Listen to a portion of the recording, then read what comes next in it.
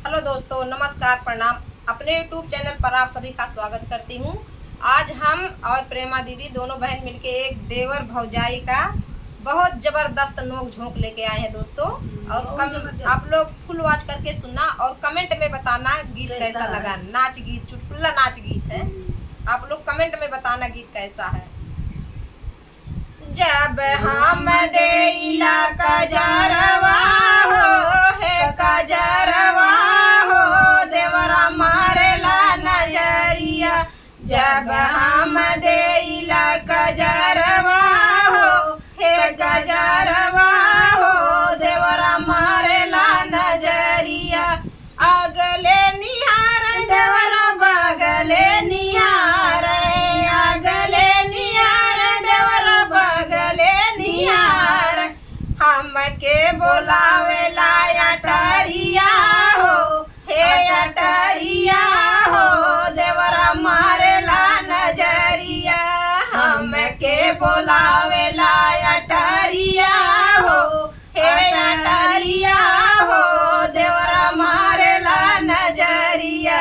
जब हम देइला कजरवा हो हे कजरवा हो देवरा मारेला नजरिया।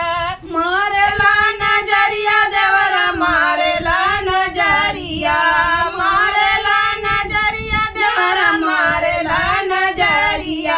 हम जय बोलावेला अटरिया हो हे अटरिया हो देवरा मारेला नजरिया। जब हम देइला कजरवा हो हे कजरवा हो देवरा मारेला नजरिया। पानिया भरल गइले पकले कुआनवा, पानिया भरल गइले पकले कुआनवा। रहिया में फोड़े मोर गगरिया हो, मोर गगरिया हो देवरा मारेला नजरिया। रहिया में फोड़ला गगरिया हो मो गगरिया हो देवरा मारेला नजरिया। मारेला नजरिया देवरा मारेला नजरिया, मारेला नजरिया देवरा मारेला नजरिया। जगिया में फोड़े मोर गगरिया हो, मोर गगरिया हो देवरा मारेला नजरिया। जब हम देइला कजरवा हो कजरवा हो देवरा मारेला नजरिया।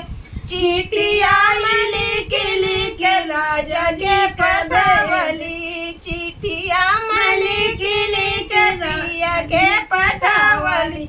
जल्दी से धारा रेल गाड़िया हो, रेल गाड़िया हो देवरा मारेला नजरिया। जल्दी से धैला रेल गाड़िया हो, रेल गाड़िया हो देवरा मारेला नजरिया। जब हम देइला कजरवा हो हे कजरवा हो देवरा मारेला नजरिया।